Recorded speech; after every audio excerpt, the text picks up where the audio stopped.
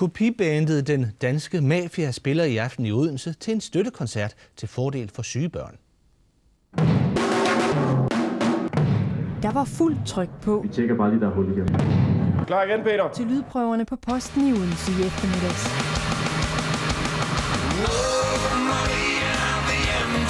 Musikerne i bandet Den Danske Mafia ser hårdkogte ud, men bag de macho solbriller og det kolde look gemmer der sig gavmilde hjerter. I aften kl. 20 optræder de gratis for at samle penge ind til børneafdelingen. Vi er kommet for at støtte det gode formål. Altså, vi blev kontaktet af Ole fra Smukke Møller for nogle måneder siden, og da han forelagde os sagens natur, så betænkte vi os i noget, der ligner 5 sekunder, og så sagde vi omgående ja. Fordi jeg synes, at hvis man har en mulighed for det, så skal man hjælpe der især børn og unge, som måske ikke har det så nemt.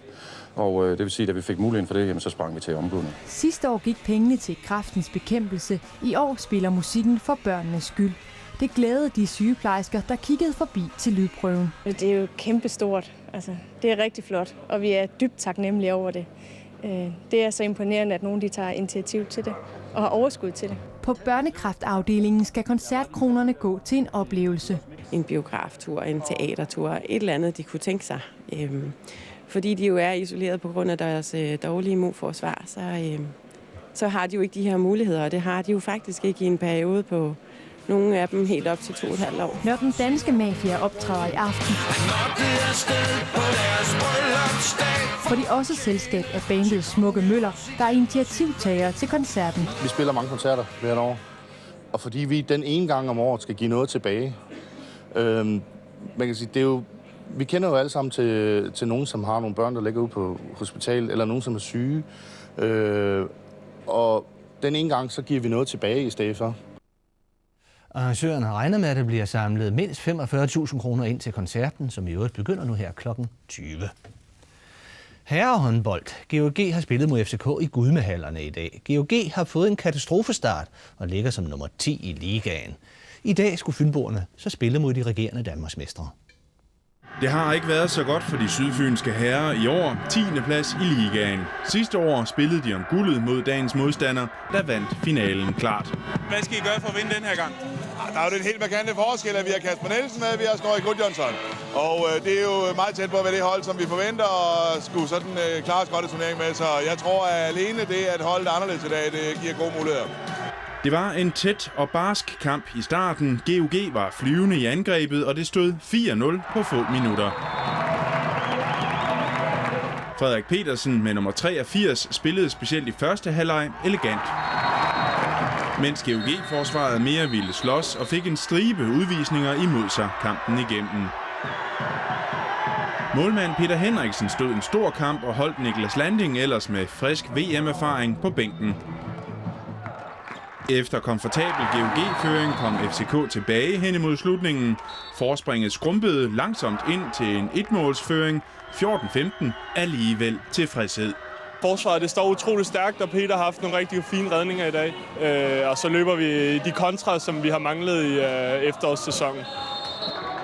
Anden halvleg startede med modsat fortegn. Gæsterne var klart bedst. Pludselig var det FCK foran med en enkelt, så 2 og 3. Før det vendte igen. Anden halvleg var tæt med skiftende føringer, men hen imod slutningen var det altså FCK, der kunne mest. I hvert fald holde en føring. Hvis håndboldkampe kun varede et kvarter, havde GOG vundet. Nu blev det københavnsk. Slutresultat 32-35 på trods af trøstemål. Vi smider væk bollen lidt for enkelt nogle gange, og sen gör de lite för nimma mål på oss, så då får vi det svärt. Alltså. Men över det hela så syns jag ändå att det här är ett steg i rätt riktning, syns jag faktiskt. Varför det?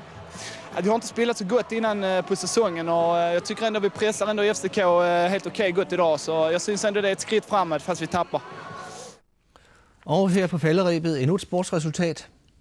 Volley, elitedivisionen kvinder, DHG Odense, Fortuna Odense 0-3. Om lidt er der mere sport, nemlig lørdagssporten her på TV2. Tak for nu, og god aften.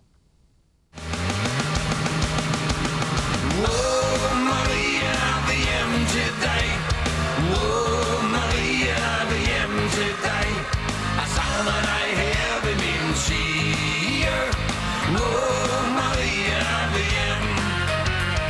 Søndag midt i våren drog soldaten ud.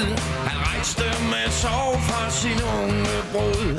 Han måtte afsted på deres bryllupsdag for at tjene sin konge og sit land og sit flag. Maria, vi hjem til dig.